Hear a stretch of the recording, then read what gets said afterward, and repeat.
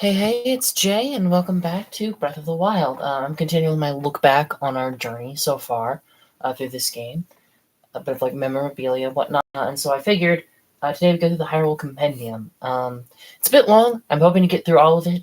I think we'll at least get through creatures, monsters, and items. We might, depending on what the time is, we might stop when we get to the weapons and equipment, but I hope we can do the whole thing tonight. So I guess let's get started. Number 1, horse. These can most often be found on plains. Their usefulness as transportation has made them valuable since ancient times. That said, wild horses do tend to get spooked and run off when approached, so if you're looking to snag one, it's best to sneak up on it. The giant horse. This giant horse is the last of its kind. Its physical capabilities completely overshadow those of regular horses, but its temperament is extremely wild. Only a truly skilled rider can train or even catch this beast of a mount. This is a horse that chooses its rider. The white horse. The Hyrulean royal family that perished 100 years ago would sometimes ride atop white horses as a display of their divine right. This white horse may be a descendant of one once ridden by royalty. The Lord of the Mountain. This noble creature watches over all animals that make their homes in the forest. Legends say this holy creature is a reincarnation of a sage that died on the lands it now protects. It has an acute awareness of its surroundings, so it seldom appears before people. It's sometimes known by its other name, Satori. Okay, so that's why it's called Satori's Mountain. That makes sense. Did my dog just vomit?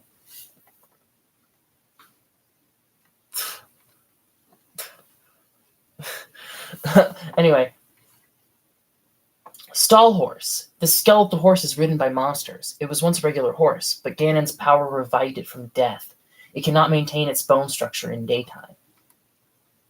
Donkey.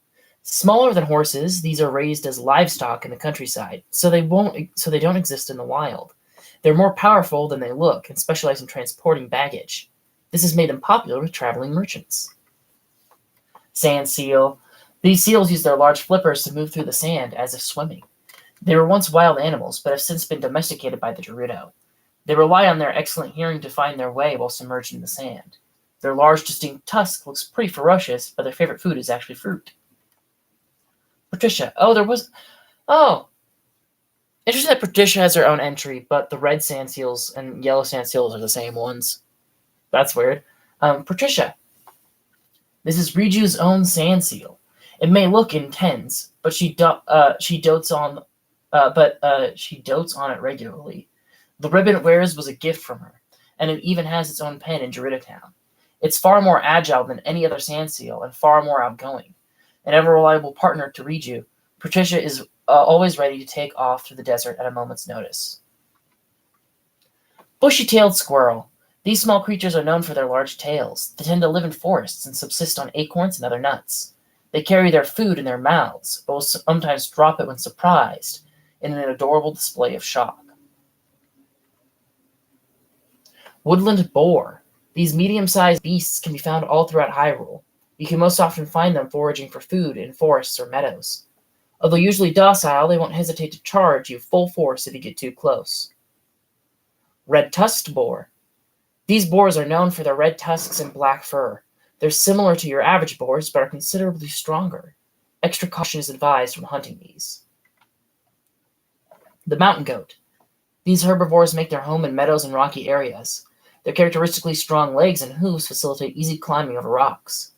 Goats aren't very quick, so they make good targets for beginning hunters. White goat. These goats are raised for their multiple uses. Their milk can be drank or made into butter, and their soft fur is used to make clothes. Domesticated goats wear belts around their necks so they can be easily found after being let out to graze.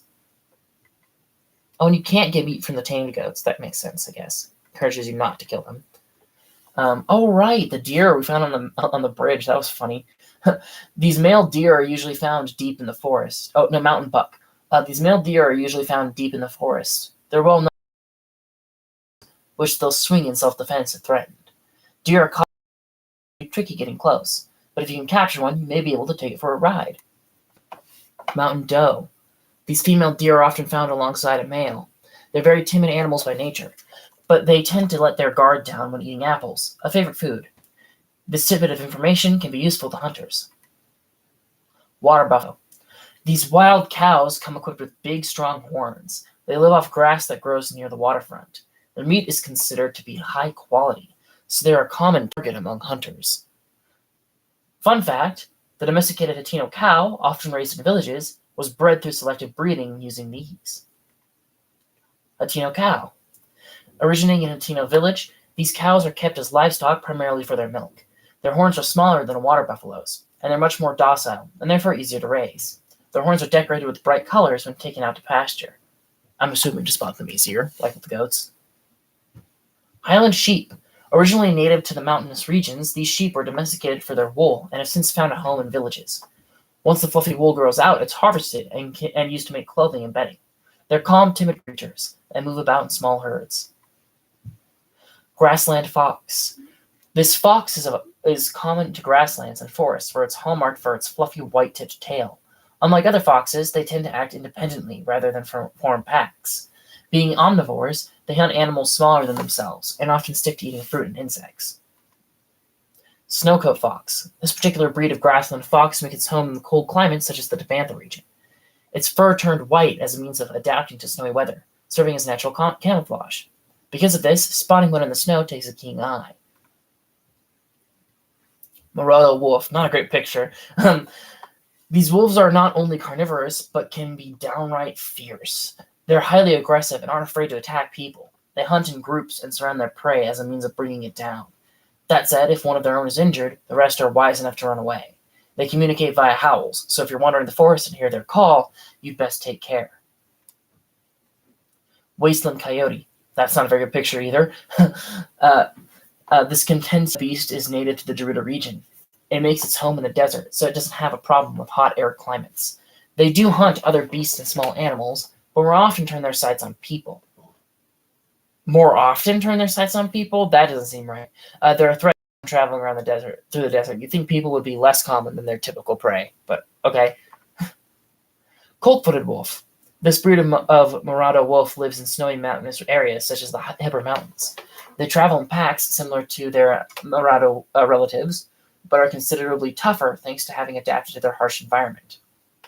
They're made even more dangerous by their white fur, which provides a natural camouflage in the snow.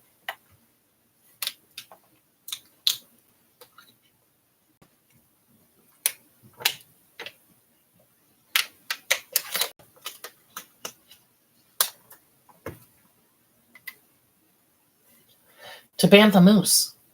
The largest breed of deer in Hyrule, this mammal's origin was traced back to the Devantha region. It's easily distinguished by its immense antlers, which these moose tend to shed and regrow yearly. Their meat is tender and high quality, so it works well in a stew. Giant horned rhinoceros. This animal's horn is a whopping half the size of its body. Although originally members of arid region rhinoceroses, these migrated to colder climates and adapted to live in snowy mountains. Their hides are particularly thick, and their horns can cause some serious damage, so only experienced hunters should track these. Honeivore bear. This king among animals is a dangerous game for even the most skilled or even the most seasoned hunters. They'll attack anyone who wanders into their territory, regardless of the wanderer's weaponry. As their name implies, they have a natural love of honey. Extreme caution is advised when you spot one, but if you're sneaky enough and maybe just a little bit crazy, you just may be able to ride one. Grizzlemaw bear. Man, that's pretty much a spooky shot a little bit. This breed of honeivore bear is distinguished by its gray fur, even more ferocious than their relatives. They're commonly believed to be the most dangerous wild animal. They live in deep snow, away from villages, so it's uncommon to encounter one. That said, if you do find one, you'd be better off not picking a fight with it. Oh, they drop salmon, though. That's kind of funny. Hylian retriever. Oh, he's a good boy. He's such a good boy. This native breed of mammal varies by region, but one thing remains true. This animal has been known as man's best friend since ancient times. They're very clever and obedient, so aside from serving as pets, they're also put to work watching over grazing livestock. It's said that all Hylian retrievers are descendants of the dog once owned by the king of Hyrule. That's probably a bit of exaggeration, but... Or actually, maybe not, because of the whole Wind Waker flood. This is supposed to take place after every timeline, so the Wind Waker flood didn't always happen, but maybe that could be the case. Bloopy! They may look like mere rabbits at a fleeting glance, but these strange and aptly named creatures glow with a mysterious blue light. While the details of their origins are entirely unknown, there is one thing we do know. These peculiar little things have a penchant for collecting rupees. Oh, so they... I thought that maybe they magically created the rupees, but them collecting them and you shooting them out of their pockets makes more sense. Common sparrow. As the name suggests, these birds are rather common around Hyrule. They mainly live in plains or forests, but sometimes venture out to villages. Their diet consists of nuts and small insects. They look pretty cute when they jump around, but they don't have much love for people. Red sparrow. These small birds live in the Hebra region and eat mainly nuts and wild plants. Their bright red feathers are often used as decorations. Blue sparrow. This breed of sparrow is most often seen in the Lunara region. They get most of their food from leaves and plants that grow near water. If it's safe enough, they can be spotted bathing in puddles or shallow rivers. Oh, that's cute. Rainbow sparrow. These small birds hail from the Faron region. As the name suggests, their feathers are more colorful than other sparrows, which has made them a favorite among dilettantes. I don't know what that means. I'm assuming feather decorator. They feed on small rainforest insects, but their omnivore in them loves nuts as well. Oh, it's a shame that if this one specifically called out as being omnivores, it's a little bit of a shame that it only drops nuts and it doesn't drop like Res's crickets or anything like that. Because like the Octoroks, they drop fish and shit, and the Hinoxes drop like a bunch of food, even like cooked food. So it's like, oh, in the stomach, oh, it's fine. It hasn't been chewed up. Yeah, just drop the whole thing. That game operates on that logic. Sand sparrow. This desert-dwelling breed of sparrow is adapted to withstand the heat and arid climate of the Dorito region. Sometimes they can be spotted half buried in the sand, holding perfectly still as a means of evading predators. I mean, with Molduga around, that is smart. Golden sparrow. This breed of sparrow is native to the Elden region. Their down is resistant to burning, an evolutionary trait produced by the harsh volcanic environment. They subsist on small insects and hide inside rocks.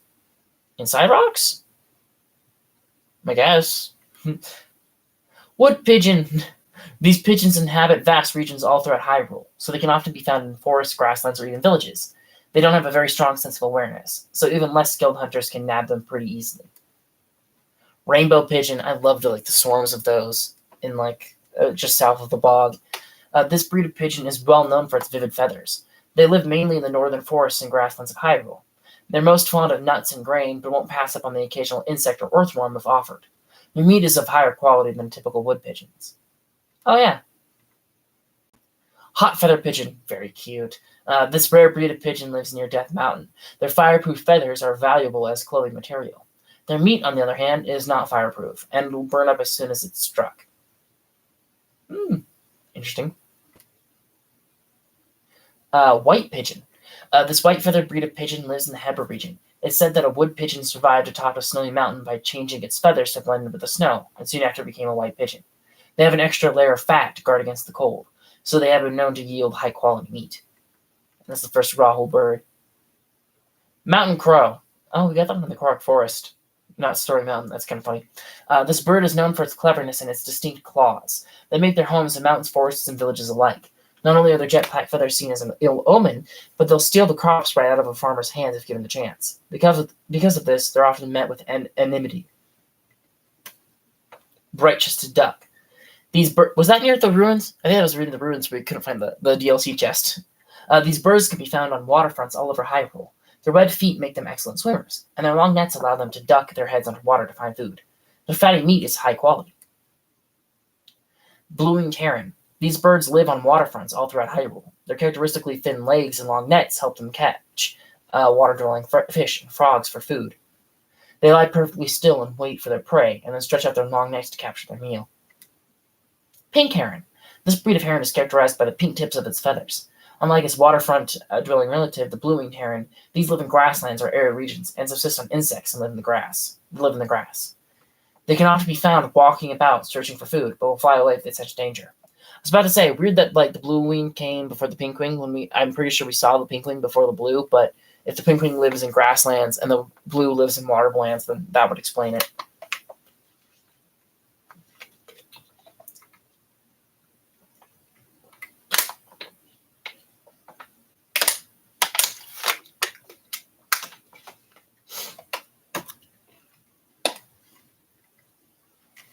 Islander hawk. These carnivorous birds live in plains or highlands. They use their sharp talons and beaks to catch and eat small animals and other birds. They soar calmly above the sky and search for prey from above. Seagull. These birds live near the ocean. They eat mainly fish, so a flock of seagulls hovering over water is a good indication of where there are fish. Oh, neat. Fishermen use this to their advantage when searching for a catch of their own.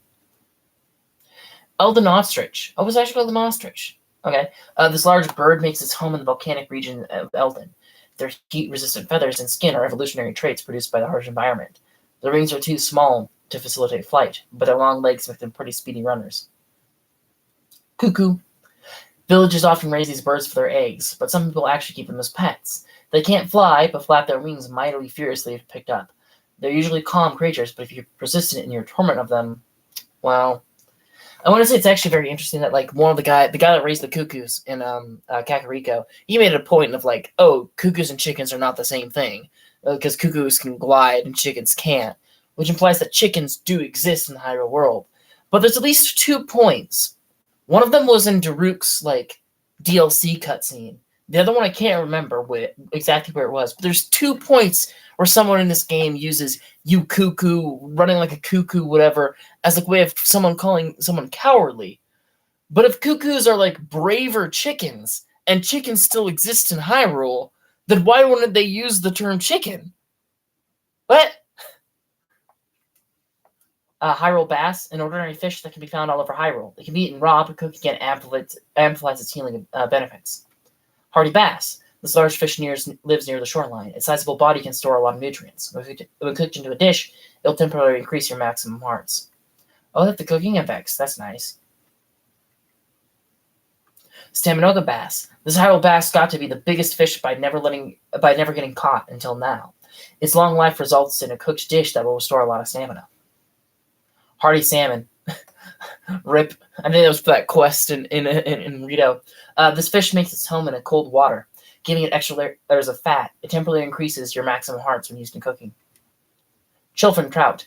This blue trout prefers cold bodies of water. Its skin contains enzymes that keep its body cool, and when cooked into a dish, it will temporarily boost your heat resistance. Sizzlefin trout. This red trout prefers warm bodies of water. It has a special organ specifically for storing heat. When cooked into a dish, it will temporarily boost your resistance to the cold. Volphin trout. This trout makes its home in the freshwater lakes. Its scales have an insulating compound that, when cooked into a dish, offers resistance to electricity. Stealthfin trout. Consuming the bioluminescent compound that makes this fish glow in the dark will increase concentration. Dishes cooked with it will suppress noise when consumed. Mighty carp. This freshwater fish lives alongside less mighty carp. A compound in its liver promotes muscle growth. Dishes cooked with it will temporarily increase your attack power. Armored carp. Calcium deposits in the scales of this ancient fish make them as hard as armor. Cooking it into a dish will fortify your bones, temporarily increasing your defense. Sankei carp. This wild armored carp has been bred into a prize-winning fish. Its beautifully colored markings do not occur in nature. It offers no special effects when cooked. Mighty porgy. This ocean-dwelling fish comes with one rude attitude. The compounds in its flesh elevate your competitive spirit when it's cooked into a dish, thus increasing your attack power. Armored porgy. This porgy's body is covered in armor-hard scales. The compounds in its scales, when cooked into a dish, fortify your bones and temporarily boost your defense. Sneaky river snail. This large glow-in-the-dark snail lives in fresh water. When cooked into a dish, it heightens your senses so you can move about silently. Hardy blue-shell snail. This snail lives on sandy beaches in large numbers. Its flesh contains a high amount of stimulants, so when cooked into a dish, it your maximum hearts. Razorclaw crab. This crab is one of exceptionally sharp pincers. When cooked, the strength compound in its claws will increase your attack power. Ironshell crab. This crab's shell is particularly hard. When cooked into a dish, its fat and meat bolster your body to increase your defense. Bright-eyed crab. This crab appears in large numbers when it rains. One bite of its delectable meat, and you'll forget all your exhaustion. Replenishes your stamina when cooked into a dish. Fairy. Cooking effects none. I think it doesn't like buffs though. This fairy will fly from your pouch and heal all your wounds the moment you lose your last heart. It's easily mistaken for a firefly at first, but it glows in the daylight as well as night. Winterwing butterfly. The powdery scales of this butterfly's wings cool the air around it. Watching it flutter around snowflakes is a thing of beauty. Cook it with monster parts for heat-resistant elixir. Summer wing butterfly. A butterfly found in the woods and plains of warm regions. Its wings absorb the warmth of the sun. Cook it with monster parts to create an elixir that makes you feel warm and fuzzy. Thunderwing butterfly. This rare butterfly only shows itself when it rains. The organs in its body produce an insulating compound. When made into an elixir, it offers electrical resistance. Smoldering butterfly. This rare butterfly lives in volcanic regions. Yeah, rare. You need like 40, 50 of them to upgrade your armor. Its body contains a heat-resistant liquid, which can be turned into a topical elixir that offers resistance to flames. Oh, I thought you drank the fireproof elixir, but okay, that makes more sense.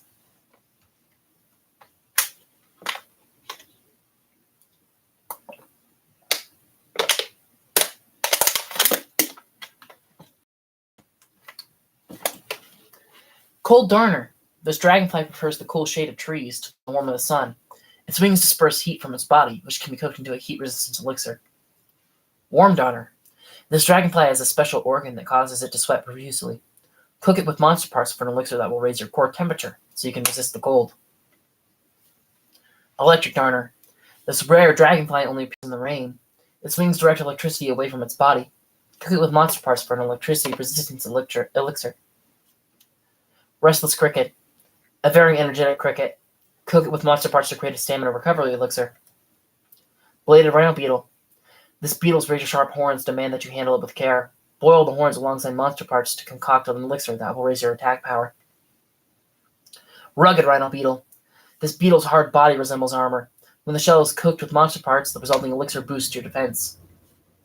Energetic Rhino Beetle. This valuable beetle can live up to 10 years. Wow, that's pretty cool. When cooked with monster parts, its impressive vitality translates into an elixir that will greatly restore your stamina. No wonder beetle wants them as pets. 10 years is pretty good for a bug. Sunset Firefly.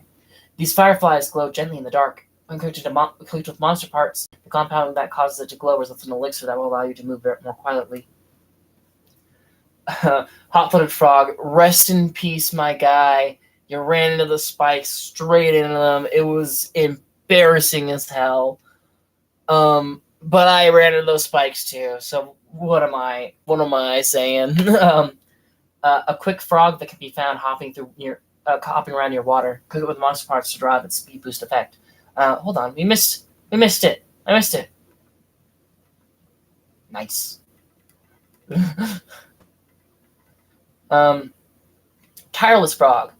Wait, speed up, yeah.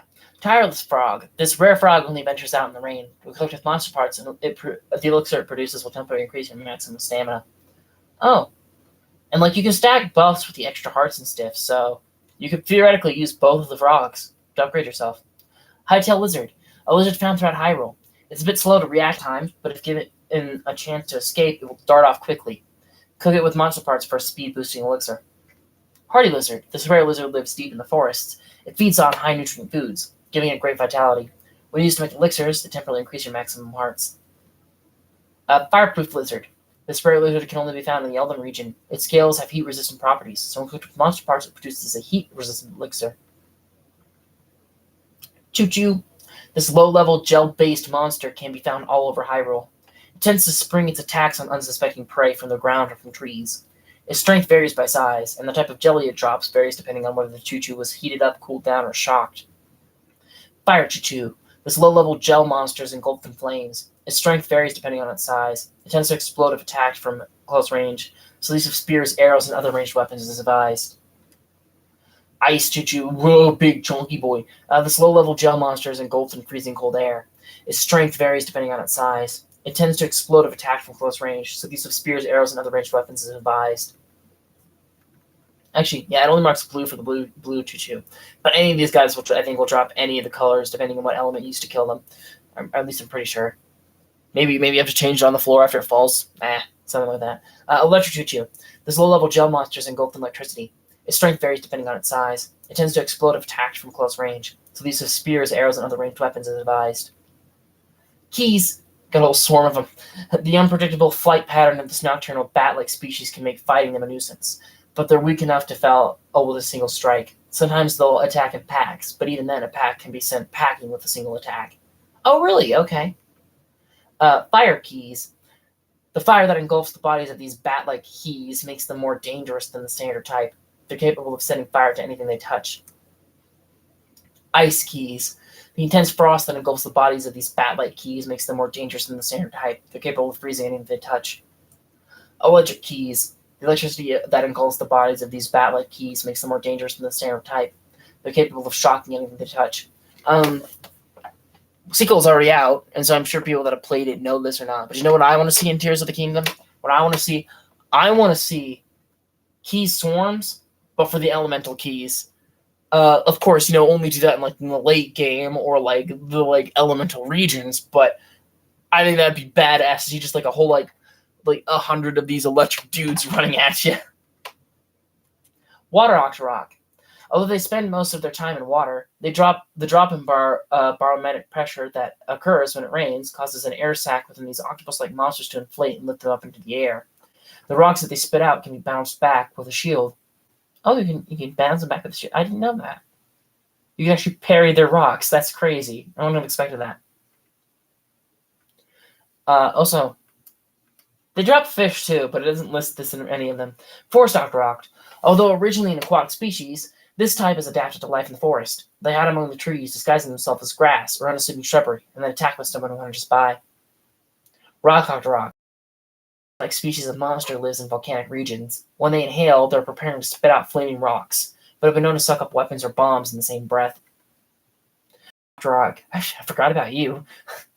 These octopus-like monsters live in snowy fields and disguise themselves as grass. When someone wanders by, they spring into action and attack by spitting snowballs. Treasure Octorok. These particularly clever monsters bury themselves in deep sand or snow and disguise themselves as treasure chests. Anyone who approaches the chests is attacked. The treasure chests are not magnetic, which proves that they are actually a part of the monster's body. That's a bit weird, especially because they actually do drop rupees. Ew. Fire Wizrobe. These spell-casting monsters can be found all over Hyrule. They use their fire rods to hurl fireballs or to summon flaming monsters, and have been known to severely raise the temperature around them. The weather will normalize once the Wizrobe is defeated. Oh, okay. They affect your temperature meter, and they can create elementals. I didn't know they could do that. I'm assuming that means both choo-choos and keys, but who knows. Ice Wizrobe. These spell-casting monsters can be found all over Hyrule. They use their ice rods to create freezing blasts of air or to summon frozen monsters that have been known to cause blizzards to severely decrease the temperature around them. The weather will normalize when the Wizrobe is defeated. Electric Wizrobe. These spell-casting monsters can be found all over Hyrule. These are lightning rods to hurl balls of electricity or to summon monsters surging from electricity that have been known to cause thunderstorms in the area. The weather will normalize once the Wizrobe is defeated. Meteor Wizrobe. These spell-casting monsters can be found all over Hyrule. These are meteor rods to hurl fireballs or to summon flaming monsters and have been known to severely raise the temperature around them. The weather will normalize once defeated. Spell-casting monsters can be found all over Hyrule. These are blizzard rods to create freezing blasts of air, summon frozen monsters, known to cause blizzards, severely increase the temperature, but is normalized once defeated. Spell-casting monsters can be found all over Hyrule. These are same thing. My boy! It's the boy! Look, it's the boy! It's the boy. Bokoblin. This common species is a nuisance all over Hyrule. Some have been unified in the time following the Great Calamity and have formed factions of bandits. While not very clever, they are at least intelligent enough to hunt beasts and grill the meat for food. Though they're typically ferocious creatures, they actually enjoy fruit as well. Oh, first carnivores. Carnivores is like creatures? What? Yeah. Blue Bokoblin. Punchy boy. It took us a while to get this picture. This common species is a nuisance all over Hyrule. They're tougher and have stronger weapons than the red Bokoblins, and are a little more clever as well. At the very least, they figured out that they can simply kick a remote bomb out of the way to avoid its blast. That is pretty clever. Black Bokoblin. Although Bokoblins are generally a nuisance, the Black Bokoblins are among the most dangerous type. They're extremely resilient, and many are armed with advanced weapons. Stalkoblin. How did I get that photo? That's funny. The remains of Bokoblins appear in the dark of night. While they're fragile enough to crumble from a single blow, as long as the skull remains intact, they'll continue to pull themselves back together and go on fighting. Sometimes the body will pick up the wrong skull, but this doesn't seem to be a problem. Silver Bokoblin. You would be foolish to call these silver bokoblins a mere nuisance. They have been influenced by Ganon's fiendish magic, so they are stronger than even the black bokoblins. They're called silver, not only because of their coloring, but also to denote their rarity. The purple markings help them stand out even more. They drop all the different gems. Just checking. Yeah. You can drop horns and fangs from the stalls. I mostly only got fangs, though.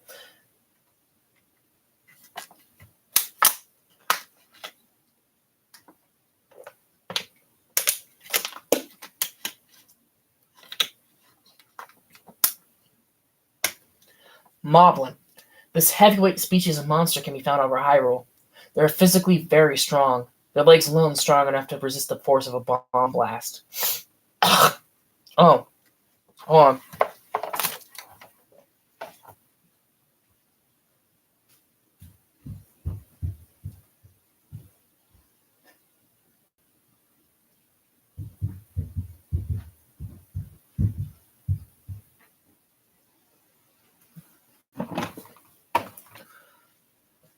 Oh.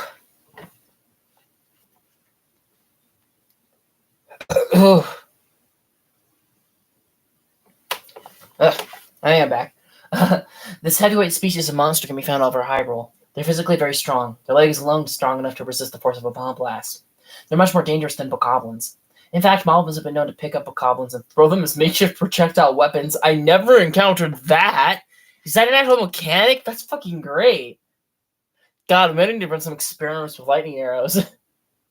Blue Moblin. These heavyweight monsters can be found all over Hyrule. They're much stronger than their standard counterparts, and often have much stronger weapons equipped. The basic can't chop guts. Black Moblin. These heavyweight monsters can be found all over Hyrule, and are among the most dangerous types of Moblin. They're extremely resilient, and are often armed with some of the strongest weapons Moblins can carry. Actually, learned a little bit of a cool fact, a little fun fact. Apparently, there's actually two different types of black moblins in the code. Apparently, the ones that are on Elden Mountain are specially coded to be fireproof, whereas like the ones you encounter everywhere else in the world, you can shoot them with fire arrows, you can hit them with the fire sword, you can let them fire at their feet, and they'll catch fire and they'll burn. It'll take fire damage, which makes me want to like run an experiment and see like if you brought like other mobs that aren't from like the Elden Mountain and brought them up onto Death Mountain, would they catch fire? Because the only reason that I think you would have a mechanic like that, and I've seen people take horses up on the mountain and they catch fire. So like, are all mobs that are not native to Death Mountain just programmed to catch fire in Death Mountain? Because if so, that's pretty fucking cool. I'm not gonna lie, that's pretty cool. Stall Moblin. The remains of Moblins appear in the dark of night. Even the toughest Moblins become fragile when they're little more than a pile of bones. So they'll crumble just after a few attacks. However, as long as the skull remains intact, they'll continue to pull themselves back together and go on fighting. Silver Moblin, the strongest of all Moblins. Ganon's fiendish magic has allowed them to surpass even the black Moblins in strength and resilience. They're called silver both for their body color as well as their rarity. The purple patterns in their bodies also help them stand out. I think if I was organizing this compendium, I would have saved the stalls for after both silver and gold, but okay. The Zulfos. These quick-witted lizard-like monsters can be found all over Hyrule. They're a sly species that lurks underwater, or uses camouflage to blend in with the environment to launch ambushes. Moreover, they never sleep. They're meat-eaters by nature, but will enjoy the occasional insect or two. I do seem to remember, I'm pretty sure at least this picture is in like the path between Kakariko and Lanayru, that like Lanayru like little pomegranate, it's something like that. That's not the right word. The little triangle lake with the ruins around it. I think that's where we first found this Lizzles, and they took a picture of them. But I don't think we actually fought any until we were doing the Zora quest line, which is kind of interesting. Something like that, at least. Blue Lizalfos. These quick-witted lizard-like monsters can be found all over Hyrule. Compared to the green Lizalfos, many of these carry much stronger weapons and are generally much tougher. Black Lizalfos. I remember encountering a lot of these during Tabantha, but then like after that, I basically only encountered the black ones. I think because of the racing difficulty. Black Lizalfos. These quick-witted lizard-like monsters can be found over Hyrule. This particular type tends to carry some pretty strong weapons, so they're among the most dangerous Lizalfos. Stall Lizalfos. The remains of Lizalfos appear in the dark of night. They're as sly as ever, even now that they're just some bones stacked on top of each other. However, their bodies are much more fragile, and a single solid hit can reduce them to pieces. If a skull remains intact, they'll pull themselves back up and continue to fight. They've been known to grab the wrong skull at times, but they never seem to mind. I'm actually kind of curious because I noticed like a lot of times when fighting the Stelos Alphos, they would do like a little bit of like a screech when they came up to me. Like they were either trying to do the tongue attack or the spit attack that the regulars do. I wonder if that is like actually what's happening. That they're trying to use their tongue and spit, but they don't have it anymore, so they can't deal damage anymore. I wonder if that's actually a thing, because if so, that's adorable. Fire breathless Alphos. These quick-witted lizard-like monsters can be found all over Hyrule. Their fiery breath makes them pretty dangerous, but exposure to the cold will kill them instantly. They mainly make their homes in volcanic regions, but have also been sighted in the Akala region. Ice breathless Alphos. These quick-witted lizard-like monsters can be found all over Hyrule. The balls of ice they spit make them particularly troublesome, but exposure to fire will kill them instantly. Their homes are mainly on snowy mountains. Electric Alphos. These quick-witted lizard-like monsters can be found all over Hyrule. They can emit strong electrical currents from their bodies, so don't get too close. Their horns are brimming with electricity, but will just charge and arc to nearby areas if struck by a bow. They tend to live in desert climates. Silver Alphos. These Alphos have been influenced by Ganon's fiendish magic to become the strongest Alphos of all. They're called silver for their neat coloring, and also to denote their rarity. Their potent pattern makes them even more distinct. Lionel. These fearsome monsters have lived in Hyrule since ancient times. They possess intense intelligence, resilience, and strength, making them among the most dangerous monsters in all the land. This is compounded by the fact that they have a natural resistance to all elements. You'd be wise to challenge a Lionel only if you're very well prepared. Blue-maned Lionel. These fearsome monsters have lived in Hyrule since ancient times. Compared to the standard Lionel, those with blue manes are much tougher and are equipped with much stronger weapons. Facing off against a Lionel is ill-advised, but if you must, be sure you're well prepared. White-maned Lionel. These fearsome monsters have lived in Hyrule since ancient times. Their ability to breathe fire makes white-maned Lionels among the toughest of their species. Oh, I thought the others could breathe fire too. But it's not. Each one of their attacks is an invitation to the grave. True. There are so few eyewitness accounts of this breed because of the white man. There are so few eyewitness accounts of this breed because a white lane is not one to let even simple passerby escape with their lives. Silver Lionel. Silver Lionels are not to be trifled with. They have been influenced by Ganon's fiendish magic, so they are the strongest among the Lionel species, surpassing even the strength of those with the white manes. The term silver denotes not only the color, but also their rarity. The purple drives something stand out even more. I think only one or two of these guys drop star fragments. I'm not sure whether all of the whites upgraded to silver or not, because I have like trouble telling these two apart. I'll be honest. This one has like the white mane, that one has the black mane, but like the body markings are pretty similar.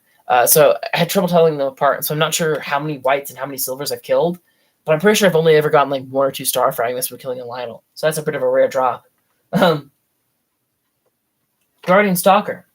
The Sheikah of ancient Hyrule developed this as a weapon to combat Ganon. Its 6 legs give it extraordinary mobility compared to the most current vehicles, and its powerful laser provides a far greater offensive capability than conventional weaponry.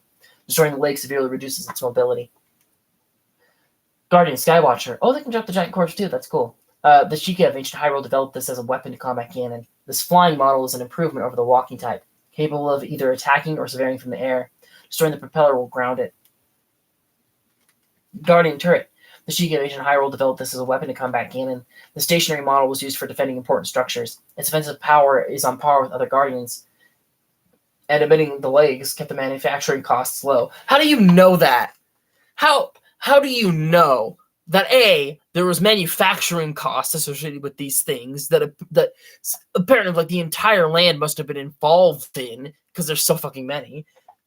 B, how are you positive that kept the price down? Logically, it would, but do you have like God, I'm blanking the word now.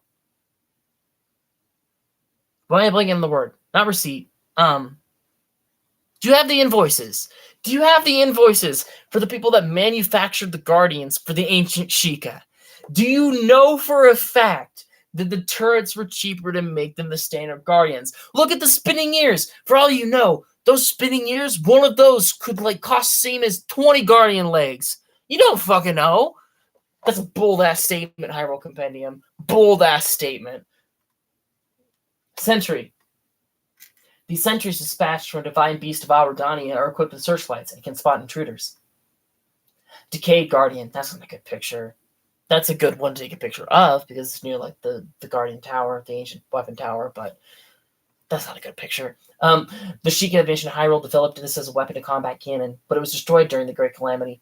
Ages of weather and neglect have left it in a state of disrepair.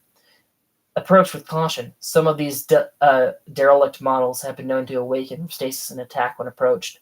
That's actually interesting. That says some will awaken and attack when approached, which makes you think that maybe originally all Decayed Guardians were going to be like picturable and trackable, but eventually they, for some reason, they took that away, which I think is actually a bad move because you can tell which ones are going to attack you by using the camera.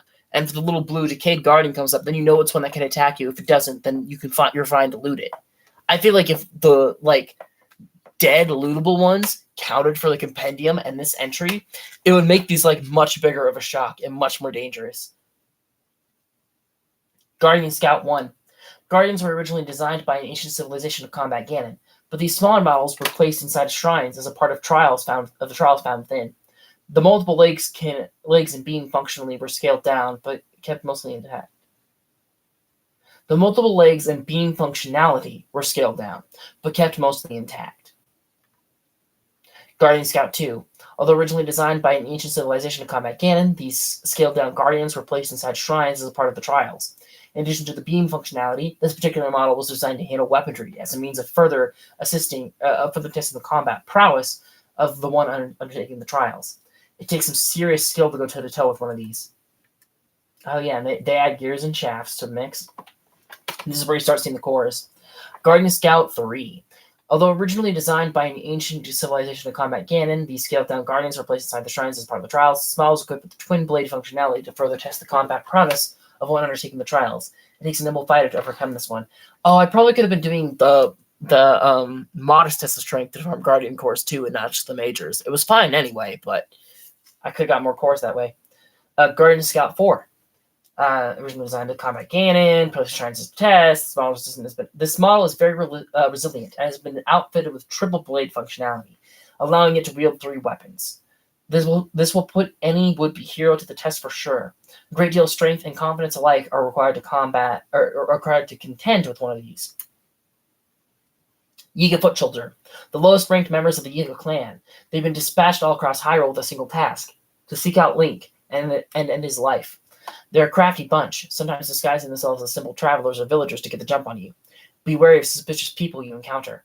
They're very agile and carry a bow and a one-handed sword.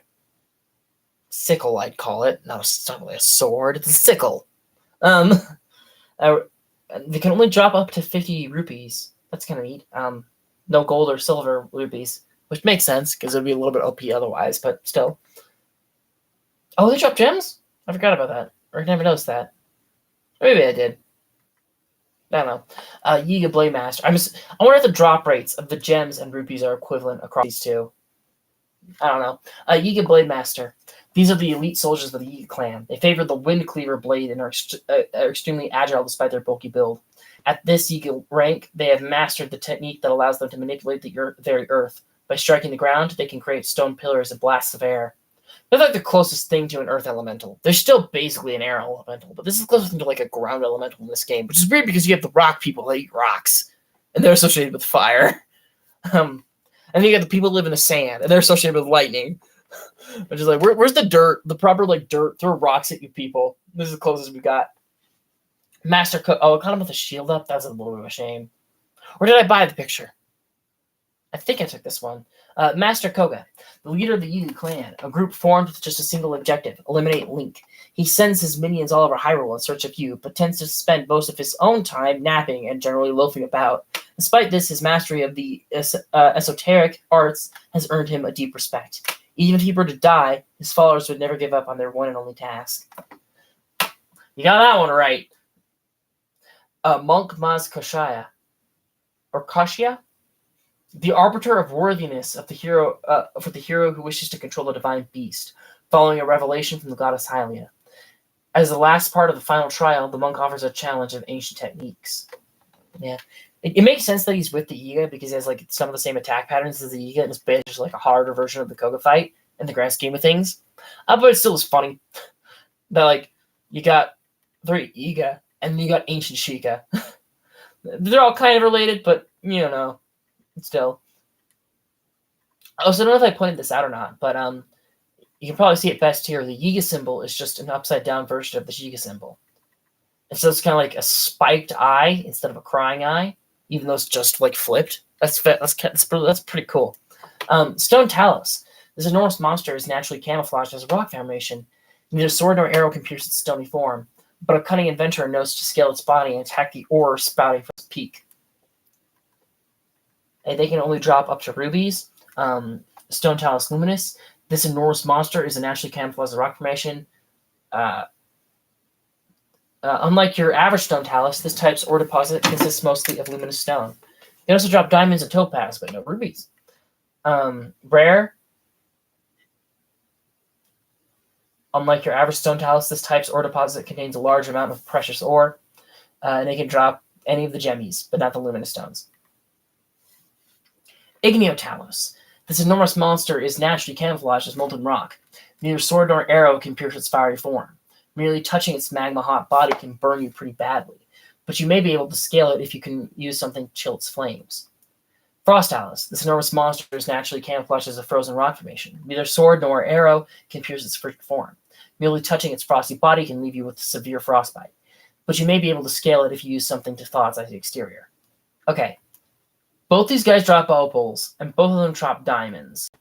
But this one drops rubies because of the fire gem. This one drops sapphire because of the ice gem. I feel like, though, personally, if I was like designing these, I would have swapped this opal for amber. Because amber is also kind of like a hot colored stone. And opal is kind of like a cool colored stone. But like, ultimately, they're both like in the weaker tier of stones to get. They're lower in price. I guess this makes the fight like more equivalent. But still, actually, do sapphire stuff more for more than rubies? Maybe that's why, because then it would make these guys like too cheap to go after. I don't know. Stone Pebblet. I was weird that the Titan isn't here, but okay. A very young stone. Like I thought the Titan would be next to the other guys, but whatever. A very young stone Talos. Their bodies toughen as they mature, becoming as tough as boulders by adulthood. As a child, however, their bodies are light enough to be lifted and fragile enough to break when thrown. He's just a baby. Igneo Pebblet. Yeah, so, see, these guys drop amber because they're fire themed. Oh no, those guys are too. Never mind. Igneo Pebblet. A very young Igneo-Talos. Their bodies toughen as they mature and convert fully into lava by adulthood. As a child, however, still covered in fire, their bodies are fragile and might have to be blown away by a bomb's blast.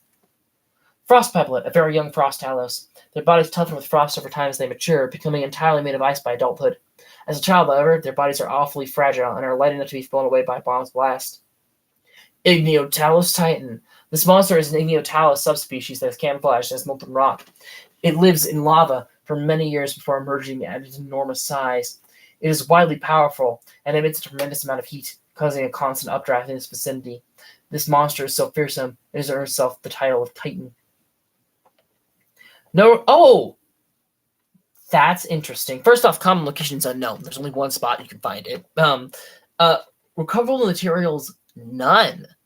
I just assumed that it had the same, because again, I didn't realize this was a mini boss at first. I just thought it was another Igneo-Talos. I assumed that it just dropped its loot into the lava instantly, so it despawned like as soon as you killed it. And like maybe if you could somehow lure it out of the lava, you might be able to get rubies from it. But no, it just flat out has no loot drops, which makes sense. That saves on processing power. It's just that never occurred to me. Hinox. The largest monster to make its home in Hyrule. The Hinox lives primarily in forested areas. A keen awareness of your surroundings is paramount when facing one, as Hinox are known for tearing entire trees from the ground and using them as weapons. A deft hand can steal weapons off of the necklaces they wear. I didn't really like... Well, I knew from some... Okay. Around the time I started the Korok hunt, I started watching like videos of other people playing the game. And so around that point, I found out that, you can land on top of them while they're still sleeping and steal shit like the orbs, for example, while they're still asleep. But I didn't know that you could grab them when they were like sitting down and crying. I didn't know you could steal them until I found like the guide to Trial of the Sword, which just shows how much just how many different things there are in this game. Also, I think I'll talk about it now. I know that there's glitches and bugs that allow you to get weapons onto Heaventide. but you can't drop the champion abilities.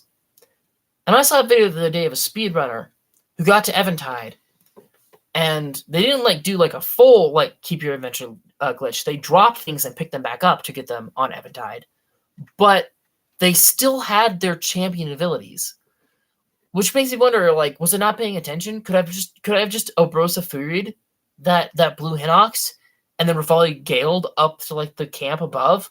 Was I being stupid this whole time? I don't know. But interesting that this guy mostly drops fruit. And this guy mostly drops roasted fish. A blue Hinox, the largest monster to make its home in Hyrule. Permanent forest, the key awareness, surroundings, the weapons. Blue Hinoxes wear greaves that can be burnt away to expose their feet. A deft hand can steal weapons off the necklaces they wear. Again, I fought them without arrows so little that I didn't realize that they even really had the ankle guards until I think I did the Trial of the Sword the first time. Maybe I noticed. But looking at the Trial of the Sword guard, I was like, oh, they can block damage to their knees. I wasn't really aware of that. Oh, they can burn it off. I also wasn't really aware of that. Do you have Mel guards? They dropped proper beat. We killed the Black Hinox. Black Hinox were metal greaves, yep, that conduct electricity rather well. Oh, shock arrows would have been good then, I guess. A deft hand can steal weapons off the necklaces they wear. Stalnogs. The mere remains of what was once a giant monster known as the Hinox. These skeletal beasts appear at nighttime. Much like their living counterparts, the Stalnogs will tear entire trees from the ground to use as weapons. Furthermore, even if it appears defeated at first, it will keep coming back for more, as long as its eye is left intact. Yeah, and all the others drop toenails, but this one can only drop teeth. Which, again, makes sense. Molduga. It says only fins and guts, but they drop the chests too, and the chests are usually pretty good. This massive monster swims beneath the depths of sand and spends most of its time submerged, but if it senses sound, it will breach the surface and feast on whatever it can grab. Running around carelessly can be dangerous if you suspect there might be one in the area. I wonder if they can actually kill your sand seals. Moldu King. This massive monster swims beneath the desert sand. It is a subspecies of Molduga that stored up a great deal of energy by sleeping underground for hundreds of years. Its power is superior to a Molduga, as its skin is rich with iron and acts as a protective shield. But also it's got the weapons stabbed in that make it weak to lightning. Maybe the iron in the skin makes them weak to lightning too. And for recoverable materials, it just says treasures. Does it not drop fins and guts? I never really paid attention to that. What kind of treasures? That doesn't really help. Dinral. Recoverable material unknown. That's interesting. I thought they would at least add the skills and shit when you caught them, though. It's weird that it doesn't do that. A spirit of fire has taken the form of this giant dragon, making its home in the Elden region. It is said to have served as a spring of power since ancient times. An old saying goes, the dragon ascends to the heavens as the sun begins to set, but nobody has witnesses this in the current age. The flames that coat its body make it dangerous to get near, but Dinral bears no ill will towards people.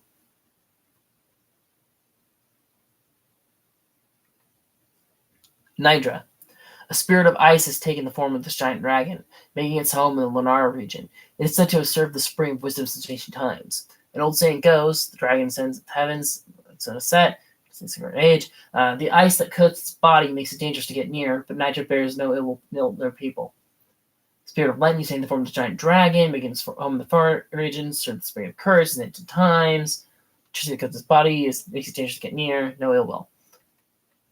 Oh, and locations. Elden Mountains and Tabitha Frontier, but just in the canyon. Mount Lunaru, Lake Hylia, and Lake... But you can also find him in the Gerudo Highlands, which is weird. It's weird how much territory Ferocia has compared to the other two. Cursed Bokoblin. Actually, hold on, I'm going to take another drink. Drink.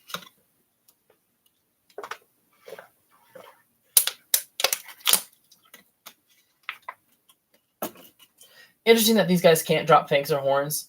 I think it's probably a balancing thing because they'd be too easy to farm, but the Malice has given these Bokoblin skulls a sort of life.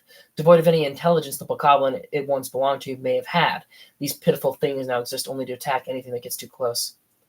Cursed Moblin. The Malice has given these Moblin skulls a pitiful life after death. The only fragment of their former selves they've held on to is the ferocity innate to all Moblins, so they will attack anyone that approaches. They're tougher than Bokoblin skulls. Cursed Lizalfos. That's not a very good picture. That's a really shitty picture. The Malice has given these Lizalfos skulls a sorry form of life after death. Only the slightness of their former selves remains, making them faster than bokoblin skulls.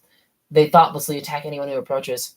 So again, the compendium is organized bokoblin, moblin, then Lizalfos, which, on one hand, I think bokoblin, moblin, Hinox would be cool because those are all kind of like related and strength up. But also, I've always had it in my head that a Lizalfos is easier than a moblin.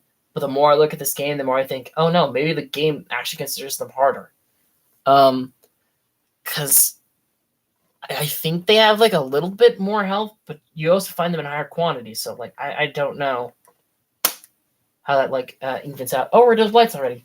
Thunderblight Ganon. This Phantom of Ganon attacked the divine beast Vada Boris when it was responsible for the demise of the champion Urbosa. It specializes in quick lightning-based attacks. This Phantom of Ganon attacked the divine beast Vardania and was responsible for the demise of the champion Daruk. It attacks with a great sword and fire magic. Waterblight Ganon. This Phantom of Ganon attacked the divine beast Varuta and was responsible for the demise of the champion Mifa. It attacks with a spear and an ice magic. Based on fire magic. Lightning-based attacks. Spear and ice magic.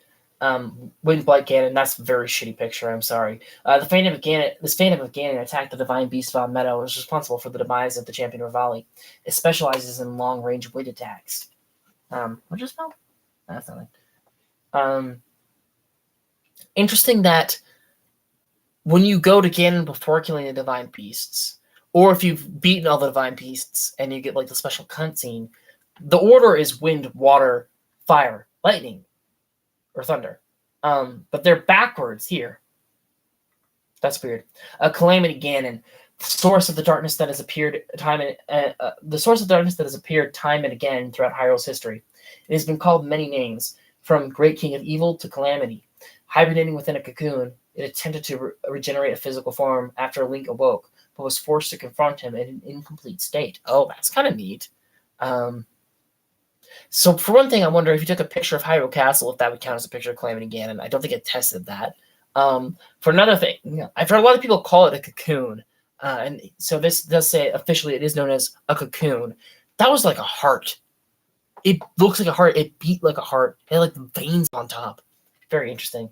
Some people pointed out that there's like some guardians stuck in the ceiling around the cocoon.